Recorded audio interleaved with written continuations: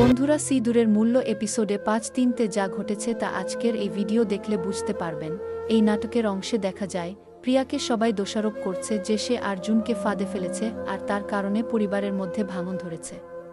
কেউ কেউ বলে প্রিয়া আর্জুনকে বিয়ে করতে জোর করেছে, আবার এখন বাবার কেসও সে আর্জুন দিয়ে লড়াচ্ছে, সেটাও বিনা পয়সায়। মিশ্রি বলে প্রিয়া তাকে আঘাত করতে চেয়েছিল, এমনকি দুর্ঘটনার মতো সাজিয়ে তাকে মেরে ফেলার চেষ্টাও করেছে। পরিবারের বয়োজ্যেষ্ঠরা প্রিয়াকে ভালোভাবে মেনে নিতে পারছে না, বলছে এমন মেয়েরা কখনো ভালো পরিবারের বউ হতে পারে না। অন্যদিকে প্রিয়া নিজেকে নির্দোষ প্রমাণ করার চেষ্টা করছে, সে বলে আসলে রবি আর অন্যদের ষড়যন্ত্রের কারণে এইসব ঘটছে। পরিবারের মধ্যে দাদি, মা, ভাই সবাই ভিন্ন ভিন্ন মত দিচ্ছে, কেউ বিশ্বাস করছে, কেউ আবার প্রিয়াকে আরও খারাপ বলছে।